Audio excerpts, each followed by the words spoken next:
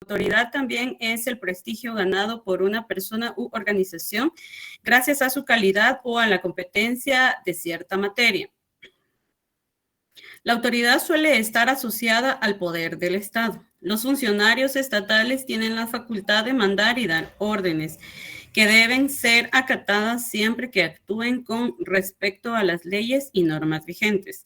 La autoridad, por lo tanto, es una forma de dominación, ya que exige o pide la obediencia de los demás. Sin obediencia no existe la autoridad. Si seguimos la definición del diccionario de la lengua, la autoridad es potestad, facultad, poder que tiene una persona sobre otra que le está subordinada, persona revestida de algún poder o manto. Evolución de la historia. El concepto de autoridad apareció en Roma como opuesto al de poder. El poder es un hecho real, una voluntad que impone a otra por el ejercicio de la fuerza.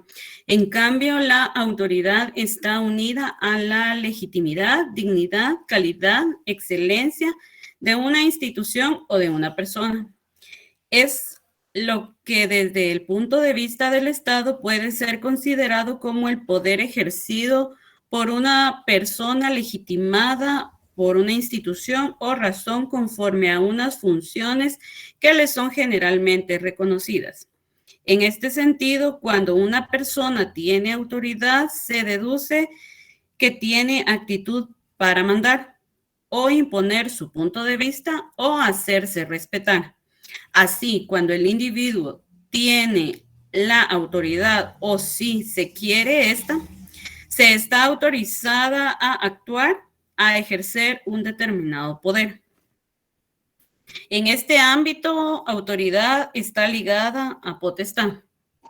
Como por ejemplo, podríamos hablar de los alcaldes que ejercen autoridad, los jueces, la Policía Nacional Civil.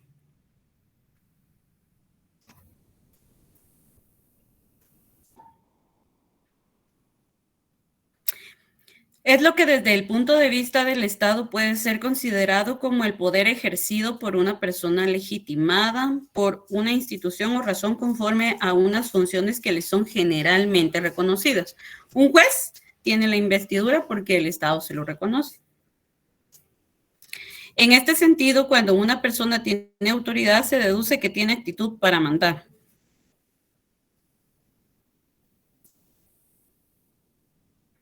En este ámbito, autoridad está ligada a potestad.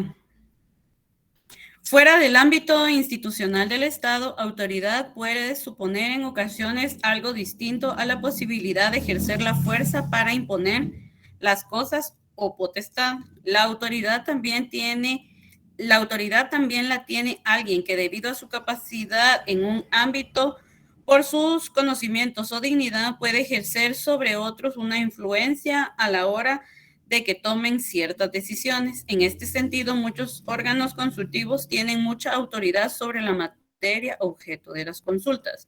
Aquí, como ejemplo, podemos decir también la iglesia a través de los sacerdotes. Saber qué otro ejemplo. En las comunidades indígenas también la persona que ejerce el poder es la persona, no en todas, pero muchas veces es la persona más grande, la persona que en teoría tiene más sabiduría. La autoridad, como es interpretada por Max Weber, quien la entiende como dominación, es la probabilidad de encontrar obediencia dentro del grupo determinado para mandatos específicos. Afirma que es el caso concreto esta dominación, autoridad. En el sentido indicado puede descansar en los más diversos motivos de sumisión que se dan por habituación o por arreglos afines. La obediencia es esencial para que se ejerza la autoridad. Habla de 3 tipos de autoridad: La carismática, legal y tradicional.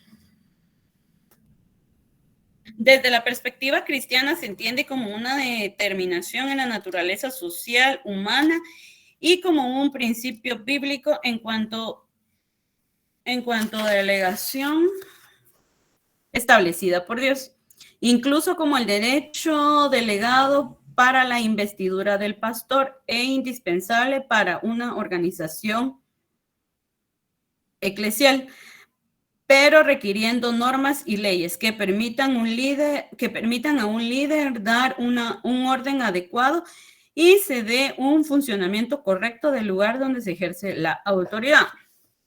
En este caso, la autoridad suprema de la Iglesia sería el Papa. Cada posición concreta tiene unos derechos inherentes que los titulares adquieren del rango o título de la posición. La autoridad, por lo tanto, se relaciona directamente con la posición del titular dentro de la organización y no tiene nada que ver con la persona en forma individual. Cuando una posición de autoridad es desocupada, la persona... Denme un segundito.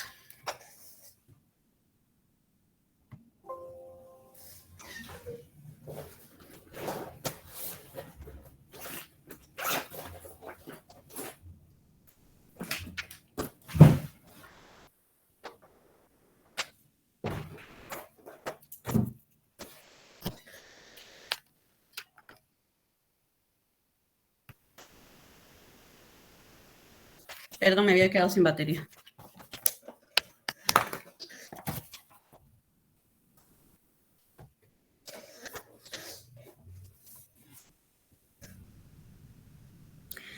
Cuando una posición de autoridad es desocupada, la persona que ha dejado el cargo entrega con él la autoridad que él mismo representa. La autoridad pertenece con el cargo y con su nuevo titular. Cuando se ejerce autoridad, se espera el cumplimiento intrínseco de las órdenes emanadas del titular de la autoridad. Etimología. La palabra autoridad viene del latín autoritas. Como se indicó al inicio de esta unidad, la noción de autoridad ha sido tratada en filosofía y en sociología, y en particular por Max Weber y Alexandre Kojève.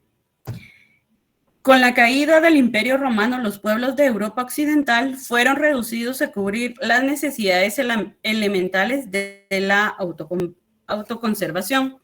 La necesidad primaria a que se enfrentó un individuo fue la protección contra el asesinato, el robo y la violencia.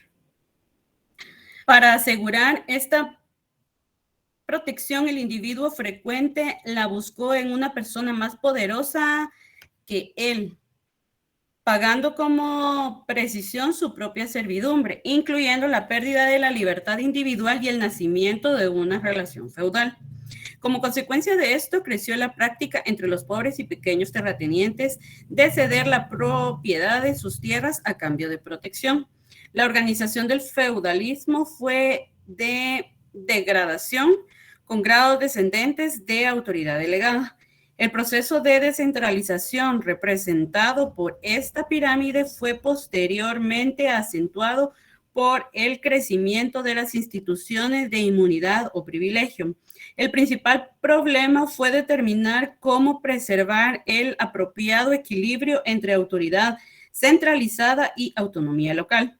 Finalmente, la organización feudal enseñó a los administradores que la delegación de la autoridad no es una abdicación, que el delegante siempre tiene la autoridad para recuperar lo que ha delegado y que la delegación confería, pero no transmitía autoridad. Consolidación de la autoridad como elemento regulado en las sociedades. Desde el punto de vista del Estado, tenemos que puede ser considerada como la fuerza ejercida por una persona legitimada por una institución conforme a unas funciones que les son generalmente reconocidas. En este sentido, cuando una persona tiene autoridad, se deduce que tiene aptitud para mandar o imponer su punto de vista o hacerse respetar. Así, cuando el individuo tiene la autoridad o si se quiere esta, se está autorizada a actuar, a ejercer un determinado poder. En este ámbito, la autoridad está ligada a potestad. Fuera del ámbito institucional del Estado, la autoridad puede suponer en ocasiones algo distinto a la posibilidad de ejercer la fuerza para imponer las cosas o potestad. La autoridad también la tiene alguien que debido a su capacidad en un ámbito, por sus conocimientos o dignidad, puede ejercer sobre otros una influencia a la hora de que tomen ciertas decisiones. Cada posición concreta tiene unos derechos inherentes que los titulares adquieren del rango o título de la posición. La autoridad, por lo tanto, se relaciona directamente con la posición del titular dentro de la organización y no tiene nada que ver con la persona en forma individual. Cuando una posición de autoridad es desocupada, la persona que ha dejado el cargo entrega con él la autoridad que de él mismo representa. La autoridad permanece en el cargo y con su nuevo titular. Cuando se ejerce autoridad, se espera el cumplimiento intrínseco de las órdenes emanadas del titular de la autoridad. Ahora bien, desde el punto de vista del derecho administrativo, se entiende por autoridad como todo órgano del Estado que tiene atribuciones por el orden jurídico, facultades de decisión o de ejecución o de alguna de ellas por separado. Cabe hacer mención que Ignacio Burgoa, en el juicio de amparo, quinta edición, editorial Porrúa, México, 1966, se orienta también en el sentido similar al decir que autoridad es el órgano estatal investido de facultades de decisión o ejecución cuyo ejercicio engendra la creación, modificación o extinción de situaciones en general de hecho o jurídicas con trascendencia particular y determinada en una manera imperativa. El Estado Nacional. Según algunas escuelas de la ciencia política, un Estado-nación se caracteriza por un territorio claramente delimitado, una población constante, si bien no fija, y un gobierno. Otros atributos importantes desde siempre son un ejército permanente y un cuerpo de representación diplomática. Esto es una política exterior. El Estado-nación se crea históricamente mediante el Tratado de Westfalia al final de la Guerra de los 30 años, en 1648. Mediante este tratado se acaba con el antiguo orden feudal y se da paso a organizaciones territoriales y poblacionales definidas en torno a un gobierno que reconoce sus límites espaciales y por lo tanto de poder. Desarrollo del concepto del Estado Nacional. El progreso del Estado moderno no consintió solamente en un desplazamiento las viejas instituciones, sino su completa renovación, su predominio con las nuevas autoridades de la nación, creando un orden social nuevo, liberal, burgués y capital. Al eliminarse las viejas formas estamentales del origen feudal del antiguo régimen mediante un triple proceso revolucionario, revolución liberal, revolución burguesa y revolución industrial. Sin embargo, el proceso distó de ser una revolución instantánea, pues a pesar de que se produjeron periódicamente estallidos revolucionarios, como la revuelta de Flandes, la revolución inglesa, la revolución estadounidense, la revolución francesa, la revolución de 1820, la revolución de 1830 y la revolución de 1848, como un proceso de larga duración. Lo que se produjo fue una lenta evolución y transformación de las monarquías feudales. Primero se transformaron en monarquías autoritarias y luego en monarquías absolutas, que durante el antiguo régimen fueron conformando la personalidad de naciones y estados en base a alianzas territoriales y sociales cambiantes de la monarquía. Tanto de unas monarquías con otras, como de cada monarquía en su interior. En lo social, con la ascendente burguesía y con los estamentos privilegiados, y en lo espacial, en el mantenimiento o vulneración de los privilegios territoriales y locales, los fueros. El racionalismo creó la idea del ciudadano, el individuo que reconoce al Estado como su ámbito legal. Creó un sistema uniforme en todo el territorio y la idea de igualdad legal. Las distintas escuelas de la ciencia política definen de diversas maneras el concepto de Estado-nación. Sin embargo, en la mayoría de los casos se reconoce que las naciones, grupos humanos identificados por características culturales, tienden a formar estados con base en esas similitudes. Cabe anotar que bajo esta misma óptica la nación es un agrupamiento humano delimitado por las similitudes culturales, lengua, religión y físicas, la tipología. Un estado puede albergar a varias naciones en su espacio territorial y una nación puede estar dispersa a través de varios estados. Si bien el Estado-Nación surge hacia el año 1648, Tratado de Westfalia, las instituciones políticas de esta entidad tienen un desarrollo que se puede rastrear hasta una maduración en 1789 con la Revolución Francesa. Los modelos de agrupación en torno a una autoridad central siguen dos visiones contrapuestas, pesimista y optimista, acerca del hombre en su estado de naturaleza, marcada por los trabajos filosófico-políticos de Hobbes y Rousseau, sin excluir otras tradiciones del pensamiento político, el concepto platónico de la república y la política de Aristóteles, y el funcionamiento y las políticas de la democracia ateniense y la República Romana en la Edad Antigua. Los debates de la Edad Media entre los poderes universales.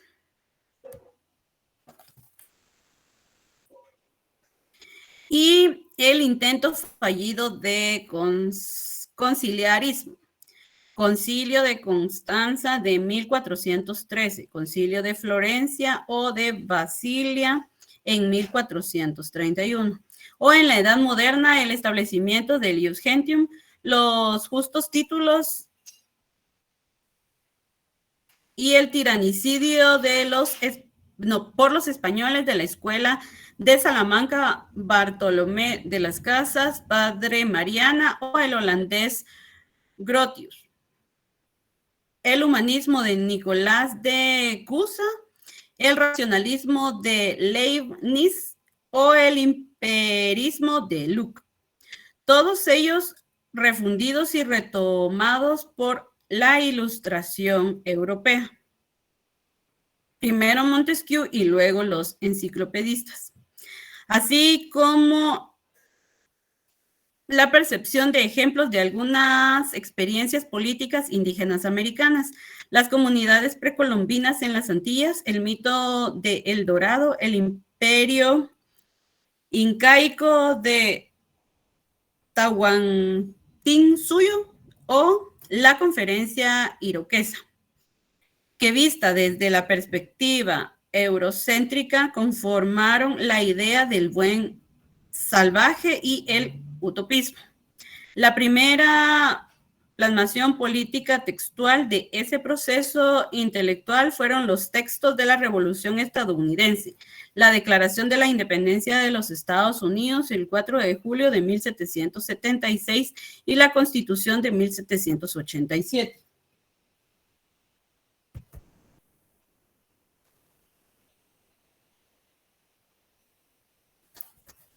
Nosotros, el pueblo de los Estados Unidos, a fin de formar una unión más perfecta, establecer justicia, afirmar la tranquilidad interior, proveer la defensa común, promover el bienestar general y asegurar para nosotros mismos y para nuestros descendientes los beneficios de la libertad estatuimos y sancionamos esta Constitución para los Estados Unidos de América. Esta idea del Estado implicaba su surgimiento ante la necesidad de armonizar los intereses del individuo y la comunidad de obtener al tiempo seguridad y libertad, y para garantizar el derecho de propiedad como un desarrollo natural de la cooperación entre los individuos en su egoísta búsqueda de la felicidad a través del propio interés. Teoría de la mano invisible de Adam Smith. El desarrollo del concepto a partir del siglo XVII había generado los primeros mapas europeos de naciones-estado, donde las fronteras se pretendían establecer firmemente para garantizar la paz, al menos en principio, puesto que la estabilidad de las fronteras nunca se consiguió. A la par de este desarrollo de conceptos, se busca justificar la existencia de un Estado nacional natural, delimitado por fronteras naturales, en contraposición con la idea de la nación como producto de las similitudes culturales. Este tipo de concepción territorial del Estado llevará a la conformación de estados imperiales, más que nacionales, donde se agrupan varias comunidades nacionales bajo una misma autoridad estatal centralizada que entra en conflicto debido a sus profundas diferencias culturales acendradas en tiempos de depresión económica. Las naciones divididas y dispersas en distintos estados también generaba conflictos de muy difícil solución. Casos del pueblo judío, el kurdo y el gitano. En otros casos, las comunidades de una misma nación eliminan las fronteras de manera que hay libre tránsito a través de fronteras, como es el caso de los indígenas del norte de México y el sur de Estados Unidos.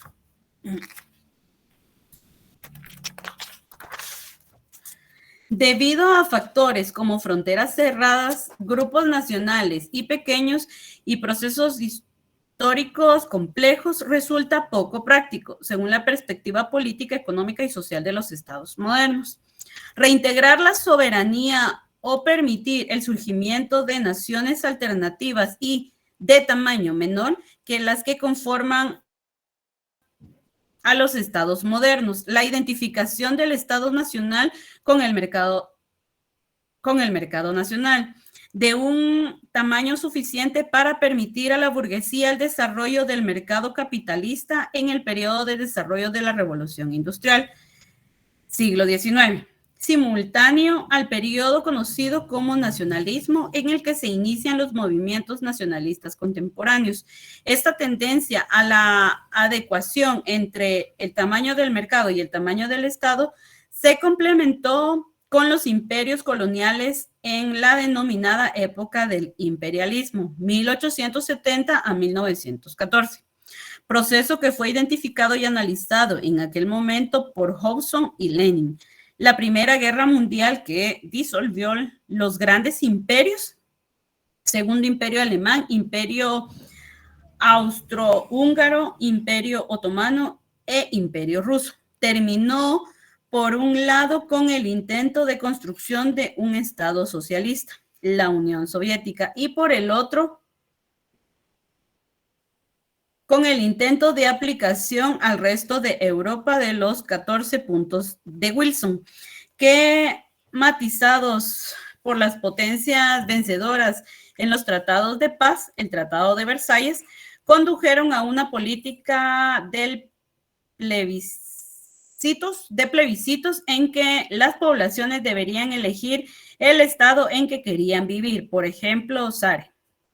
Lo que en Europa Oriental no garantizó unas fronteras seguras ni una estabilidad que pudiera evitar la explotación de un extendido sentimiento de victimismo nacionalista por los fascismos y el estallido de una nueva guerra, la Segunda Guerra Mundial, tras la cual se optó por traslados forzosos y masivos de las poblaciones y una política de bloques. El Estado Nacional, que suele utilizarse indistintamente junto con el término Estado, se refiere más propiamente a un Estado identificado con una sola nación.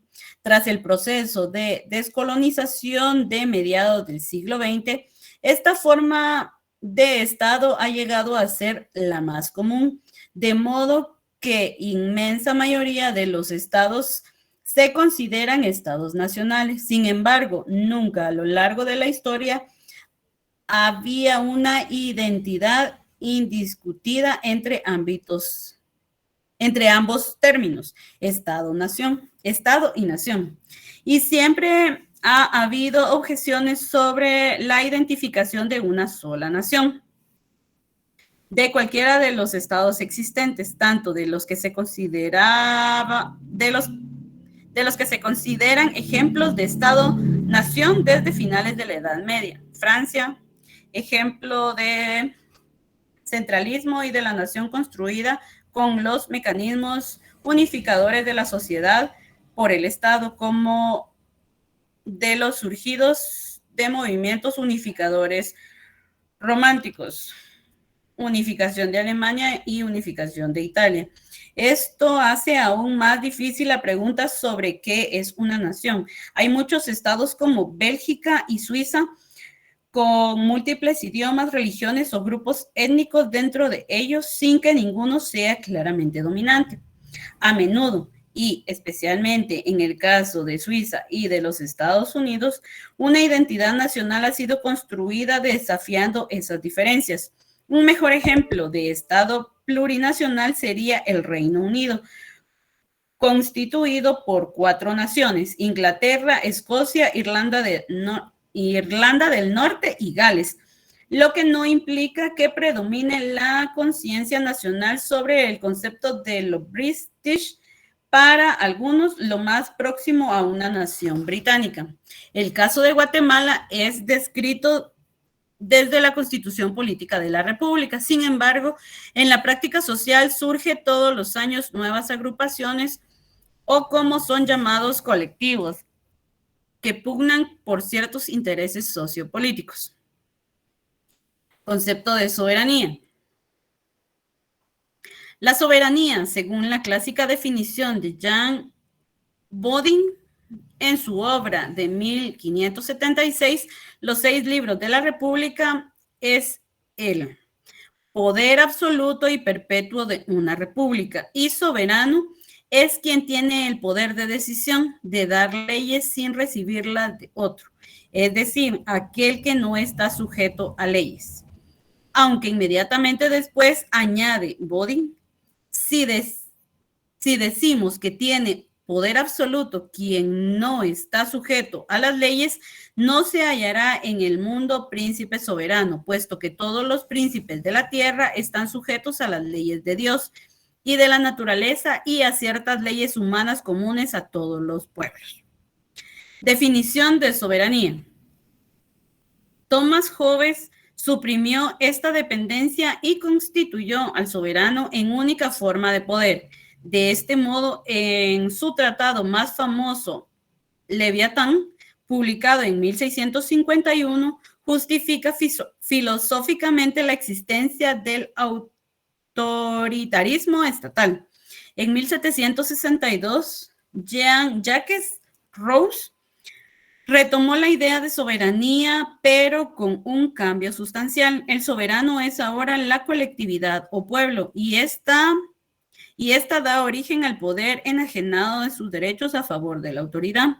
Cada ciudadano es soberano y súbdito al mismo tiempo, ya que contribuye tanto a crear la autoridad y a formar parte de ella, en cuanto mediante su propia voluntad dio origen a esta, y por otro lado es súbdito de esta misma autoridad en cuanto se obliga a obedecerla. Así, según Rawls, todos serían libres e iguales, puesto que nadie obedecería o sería mandado por un individuo, sino que la voluntad general tiene el poder soberano.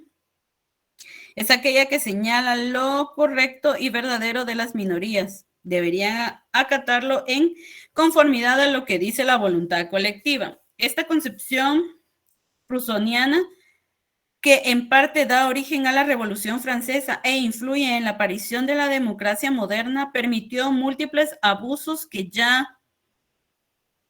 ya que en nombre de la voluntad general o pueblo se asesinó y destruyó indiscriminadamente, generó actitudes irresponsables y el atropello de los derechos de las minorías. Frente a estas ideas, el abate Sieyes postuló que la soberanía radica en la nación y no en el pueblo, queriendo con ello que la autoridad no obrara solamente tomando en cuenta el sentimiento mayoritario coyuntural de un pueblo, que podía ser objeto de influencias o pasiones desarticuladoras, sino que además tuviera en cuenta el legado histórico y cultural de esa nación y los valores y principios bajo los cuales se había fundado. Además, el concepto de nación contemplaría a todos los habitantes de un territorio sin exclusión ni discriminaciones. Sieyes indica que los parlamentarios son representantes y no mandatarios, puesto que estos gozan de autonomía propia y que una vez ha sido electo y ejercerán sus cargos mediando una cuota de responsabilidad y objetividad al momento de legislar.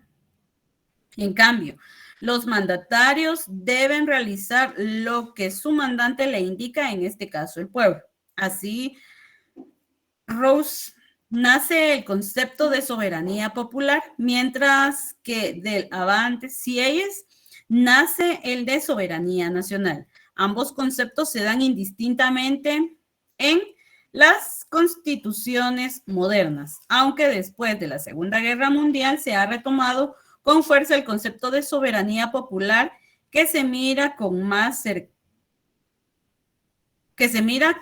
más cercano al pueblo, el cual se supone que actualmente tiene un grado de cultura cívica y moderación mucho más alto que en el tiempo de la toma de la Bastilla en 1789.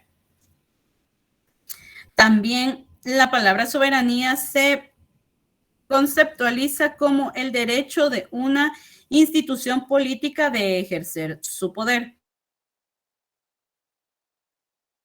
Tradicionalmente se ha considerado todos los elementos de la soberanía: territorio, pueblo y poder. Repito, tradicionalmente se ha considerado que 3 son los elementos de la soberanía: territorio, pueblo y poder.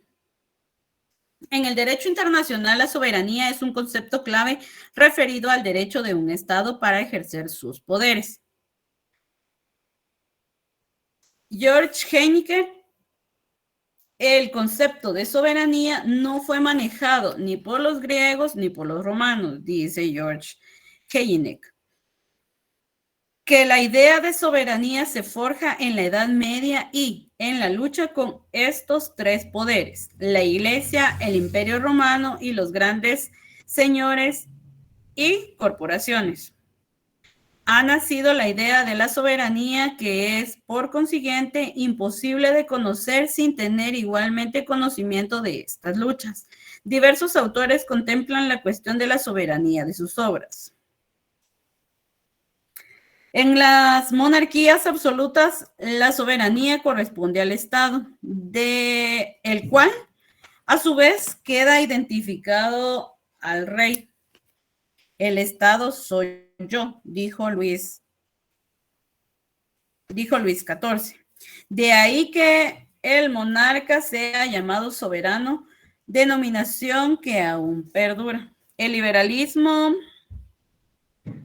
subvirtió el concepto de soberanía y concibió 2 modalidades de esta: una revolucionaria, en la que el pueblo, considerado como un conjunto de individuos, ejerce el sufragio universal, la soberanía popular, y otra conservadora, que reside en un parlamento de voto censitario, la soberanía nacional. Soberanía nacional y popular según Jean-Jacques Rousseau. El término de soberanía popular se acuñó frente a la tesis de la soberanía nacional. La Constitución francesa de 1793 fue el segundo texto legal que estableció que la soberanía reside en el pueblo. Jean-Jacques Rousseau, en el contrato social, atribuye a cada miembro del Estado una parte igual de lo que denomina la autoridad soberana y propuso una tesis sobre la soberanía basada en la voluntad general. Para Jean-Jacques Rousseau, el soberano es el pueblo y que emerge del pacto social y como cuerpo decreta la voluntad general manifestada en la ley. De acuerdo con las diversas tesis mantenidas hasta la fecha, la soberanía popular implica que la residencia legal y efectiva del poder de mando de un conjunto social se encuentra y se ejerce en y por la universalidad de los ciudadanos y particularmente en los estados democráticos. Así, el sufragio universal se convierte en un derecho fundamental y la condición ciudadana es igual para todos con independencia de cualquier otra consideración, salvo las limitaciones de edad o juicio. De este modo, por ejemplo, la Constitución Española de 1978 reconoce que la soberanía nacional reside en el pueblo, del que emana todos los poderes del Estado. Bodin, de Malberg, Jelinek y Rodríguez. El vocablo soberanía también ha jugado un importante papel en la teoría política y en la doctrina del derecho internacional. En ocasiones el contenido de esta palabra ha sido oscurecido y deformado, por lo que puede entenderse de varios modos o admitir distintas interpretaciones y ser por consiguiente motivo de duda, incertidumbre y confusión. El principal problema estriba en que, habiendo tantas definiciones del término como hay autores, no hay acuerdo sobre el cual es el objeto cuál es el objeto buscado por este concepto en el derecho internacional. Según la ya clásica definición de Jean Bodin, admitida por la mayor parte de la doctrina, soberanía es el poder absoluto y perpetuo de una república, quien a su vez determina claramente cuál es el objeto de su definición. Primero establece lo que es república. República es el recto gobierno de varias familias y de lo que le es común con poder soberano. Para seguidamente decir, una vez establecido el fin, hay que establecer los medios para conseguirlo, cuyo corolario sería que la soberanía es el medio para conseguir el recto gobierno y no cualquier gobierno. Por otro lado, Carré de Malberg, en su teoría general del Estado, tras analizar y descomponer el concepto de soberanía en independencia en el exterior y superioridad en el interior del Estado, manifiesta que el concepto parece doble, pero que en definitiva soberanía interna y soberanía externa no son sino los dos lados de una sola y misma soberanía. Es posible que pensando en eso que pretende redefinir la soberanía fuera lo que llevara a George Jelinek a decir que la soberanía es un concepto polémico. Igualmente, quizás fuera de este mismo motivo el que pudiera haber impulsado a Hermann Heyer a promover la recomendación de releer la obra de Bovino, Jean Bodin, pues decía, me parece que muchos de los que hablan de él en verdad no saben con certeza qué es lo que Bovino enseñó. Carlos Augusto Rodríguez señala que una crítica científica de la soberanía debe exponer todas las definiciones de ese término y dirigir contra cada una de ellas las objeciones que procedieron. Claro está que solo se expondrán los lineamientos generales del problema y se ofrecerán soluciones prácticas. Es preciso aclarar que no hay que confundir ni mezclar las consecuencias prácticas que resulten de esta crítica científica con lo que se concibe en la doctrina del Estado, en la que el derecho constitucional o con lo que dispone realmente la Carta Magna. Estas consecuencias estrictamente servirían para alimentar la doctrina del derecho internacional, particularmente para aclarar el objeto buscado por el concepto de la soberanía dentro del mencionado derecho. El derecho estatal. La palabra derecho proviene del vocablo latino directo, que significa en su primer origen lo que es un bien dirigido o lo que no se aparta del buen camino. Algunas definiciones de la palabra derecho son: derecho, conjunto de normas jurídicas creadas por el poder legislativo para regular la conducta externa de los hombres en sociedad. Derecho, sistema de normas, principios e instituciones que rigen de manera obligatoria el actuar social del hombre para alcanzar la justicia, la seguridad y el bien común. Derecho, conjunto de normas bilaterales, heterónomas, coercibles y externas que tienen por objeto regular la conducta humana en su interferencia intersubjetiva. Derecho, conjunto de normas jurídicas que se aplican exclusivamente a los hombres que viven dentro de una sociedad. Desde el punto de vista objetivo, dícese del conjunto de leyes, reglamentos y demás resoluciones de carácter permanente y obligatorio, creadas por el Estado para la conservación del orden social. Esto es, teniendo en cuenta la validez, es decir, que si se ha llevado a cabo el procedimiento adecuado para su creación, independientemente de su eficacia, si es acatada o no, y de su ideal axiológico, si busca concretar un valor como la justicia, paz, orden, etc. La producción del derecho es puramente estatal. Para que una norma pueda ser eficaz, para que se realice, han de crearse además los medios e instituciones que propicien la realización de la disposición y de los derechos y deberes que de tales situaciones resulten.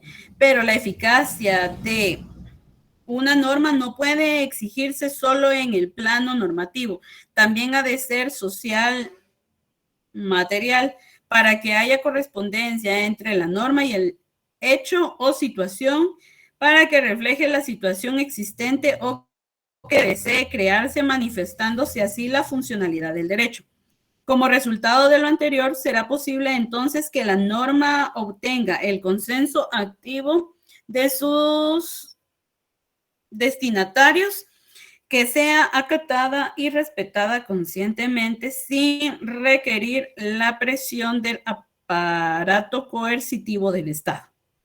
En consecuencia, la eficacia del derecho depende no solo del proceso de formación, aunque es muy importante, sino que depende también de las medidas adoptadas para hacer posible la realización de lo dispuesto en la norma y del respeto que respecto a él exista, principalmente por los órganos del Estado y en particular de la administración a todos los niveles. Por último, para que las normas emitidas por el Estado no solo sean cumplidas ante la amenaza latente de sanción ante su vulneración, sino que se realicen voluntariamente. El creador de las mismas ha de tener siempre presente que el destinatario general y básico de las normas es el dueño del poder que mediante el acto electoral ha otorgado a otros un mandato popular para que actúen a su nombre y en tanto hacia él van dirigidas las normas,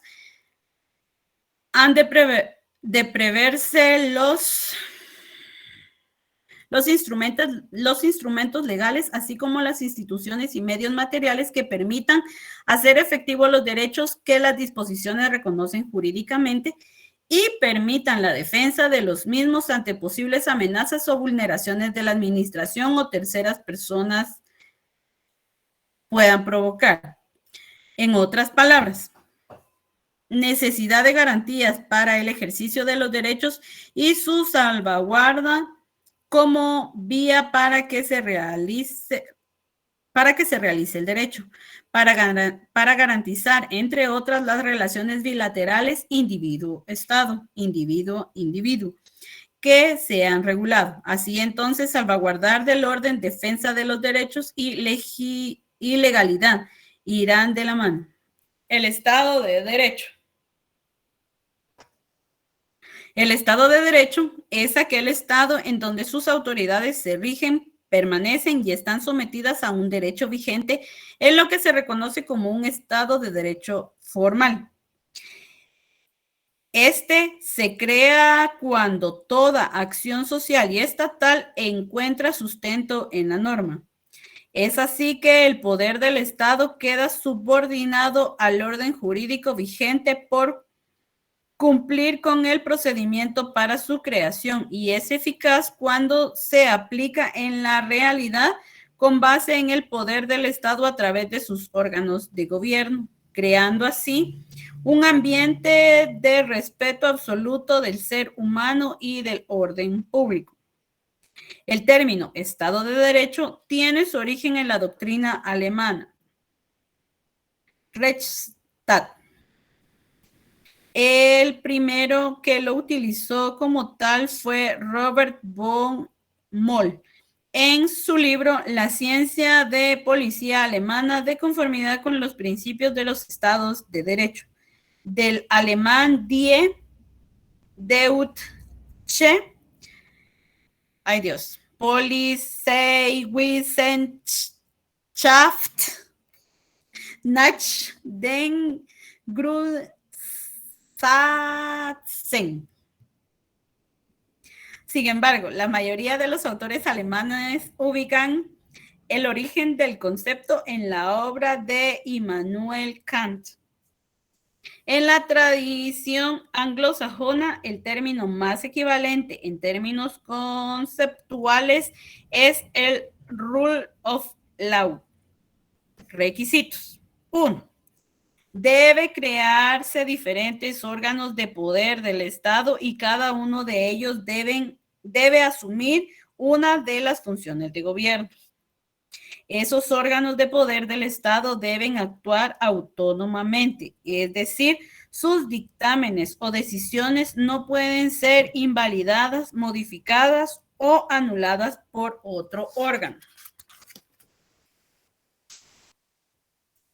3. Debe estar establecida la forma en que se nombran los titulares del respectivo órgano y las solemnidades y procedimientos para poner término a sus cargos.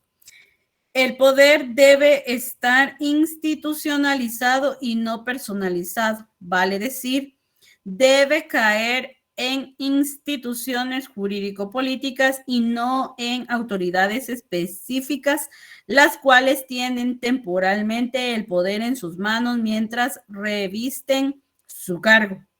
Tal vez el requisito más importante tiene que ver con que tanto las normas jurídicas del respectivo Estado como las actuaciones de sus autoridades, cuando aplican dichas normas jurídicas, deben respetar, promover y consagrar los derechos esenciales que emanan de la naturaleza de las personas y de los cuerpos intermedios que constituyen la trama de la sociedad. Para estar en presencia de un verdadero y auténtico Estado de Derecho, no basta con que exista una autoridad pública sometida al derecho. El ordenamiento jurídico del respectivo Estado debe reunir una serie de características que dan origen a un Estado de Derecho real o material. El concepto de Estado de Derecho se explica por dos nociones: el Estado de Derecho en sentido formal y el Estado de Derecho en sentido material. El Estado de Derecho en sentido formal. Un Estado de Derecho es donde la ley es el instrumento preferente para guiar la conducta de los ciudadanos. La transparencia predecibilidad y generalidad están implícitas en él. Esto conlleva a que se faciliten las interacciones humanas, permite la prevención y solución efectiva, eficiente y pacífica de los conflictos y nos ayuda al desarrollo sostenible y a la paz social. Para un Estado de Derecho efectivo es necesario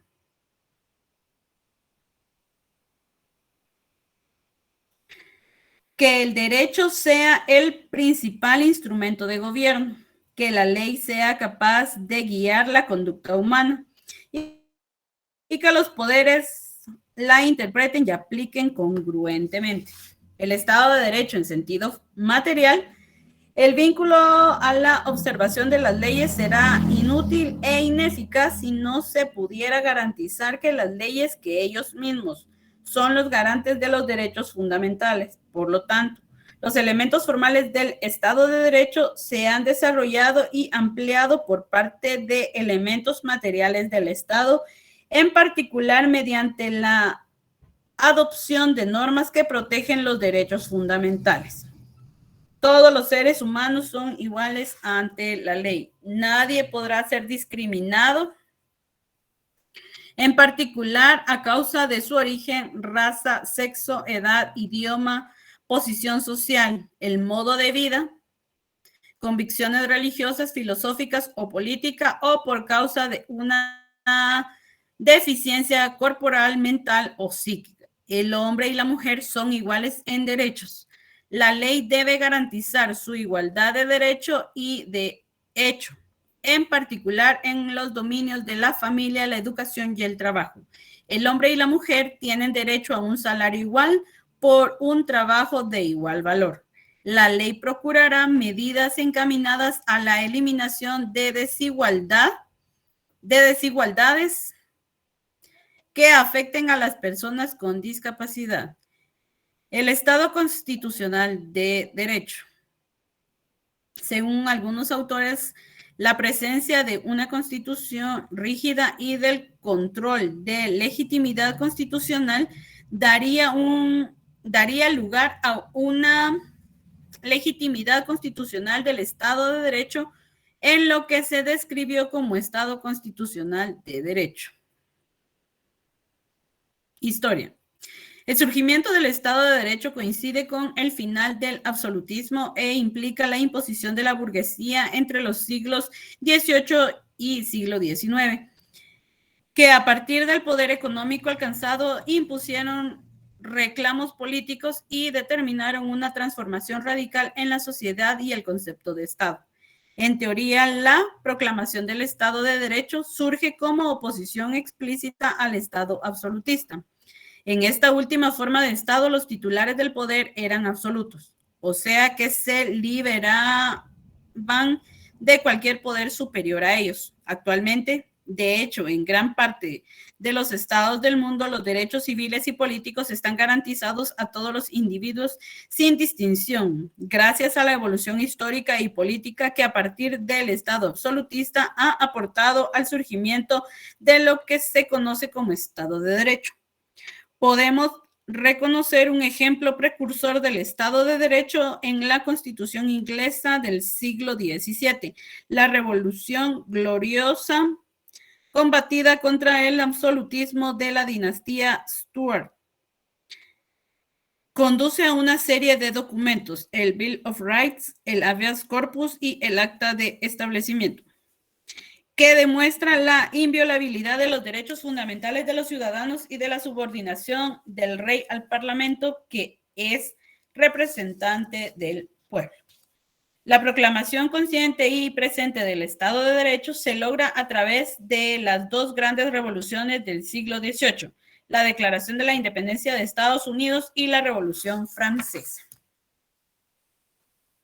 Las críticas que se dirigen en general al Estado de Derecho por la mayoría de la historiografía jurídica a partir de las diversas franjas ideológicas, socialista, doctrina social de la Iglesia, por ejemplo, y las partes de la masa surgidas a fines de 800 y principios de 900, es aquella de haber reconocido solo en abstracto los derechos humanos fundamentales sin tratar la actuación concreta de tales derechos. Por lo tanto, se ha realizado en todos los estados liberales de facto una situación que de hecho contrastaba con las proclamaciones de derecho previstas por los textos constitucionales vigentes. Estas deficiencias se subsanan en la introducción de los principios del Estado del bienestar y la democracia, concentrándose en el llamado Estado social y democrático del derecho. Bueno, hasta aquí vamos a dejar esto y empezamos el día de mañana con la 6ª unidad. Vamos a hablar sobre 6 precursores y fundadores de la sociología del derecho, la teoría de la corporación y del conflicto en el siglo XIX. ¿Alguna duda? ¿Algún comentario? ¿Cómo van con sus cuestionarios?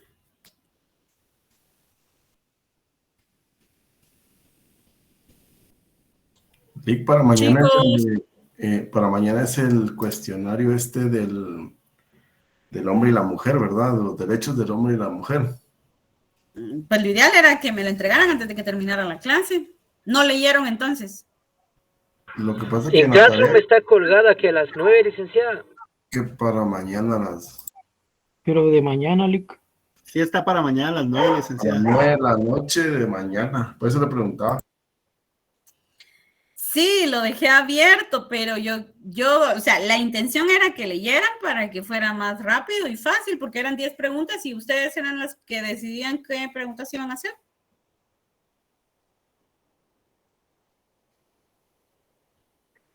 Pero si quieren, lo cerramos a las 9. Perdón, Alex. La diferencia de Platón, Aristóteles y Santo Tomás sí era para hoy. Sí, pero ya está atrasado también. No, ese es para mañana, licenciada. Sí, se recuerda que yo le había solicitado a usted una prórroga y usted nos dijo que era para viernes. Sí, tienen razón, perdón, sí. Es cierto, usted me habló de la prórroga, sí. Tienen razón. Bueno, pero entonces no lograron leer los derechos que dejé. Yo sí leí parte, licenciada, pero no terminé. Yo sí leí algo. No había entendido que eran solo 10 preguntas. Magdalena Gómez, Willy, no. Bueno. Dice Magdalena Gómez que estaba poniendo atención a la clase. Sí, pero no todo. Sí, Lic. Bueno, dejémoslo para mañana a las 9, pues. Y los que serían 2 tareas, ¿verdad, licenciada? Sí. Muy amable, licenciada, gracias. Lic, es que yo entendí que la tarea era para medianoche, en lo que le prestábamos atención a usted en la clase. Sí, vuelvo a decir, no hay problema, igual lo dejamos para mañana a las 9. Gracias, licenciada. Muy bien, ¿alguna Gracias, duda? licenciada. Licenciada, disculpe, ¿en qué página se quedó hoy? Que yo entré un poco tarde y ya no pude coordinar la lectura. Iniciamos con la página 85, la próxima clase, y dejamos la 82. Lo que pasa es que la 83 y la 84 son tareas.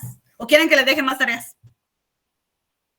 No, gracias. Estamos bien, gracias. Ya suficiente, licenciada, no se preocupe. Porque podemos dar más puntos, decía yo. Mejor le subimos puntos a las que ya hicimos.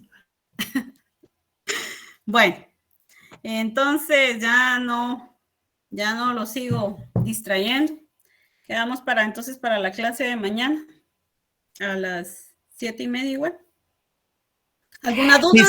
Licenciada, disculpe, solo tengo una duda. ¿Son 10 preguntas por tema o 5 por tema? Son 10 por tema. Gracias, licenciada. Feliz noche. Feliz noche. Feliz noche, que descansen. ¿Lo podemos relacionar en un solo documento, licenciada? Sí. Sí, lo pueden hacer. Licenciada, y Gracias. las preguntas son de los documentos que subió Classroom sobre la Declaración de los Derechos del Hombre y de la Mujer. Son esos documentos, ¿verdad? Sí, solo de esos. Gracias. Gracias, Lita. ¿Alguna Muy otra amable, duda? licenciada. Feliz noche, licenciada. Feliz noche.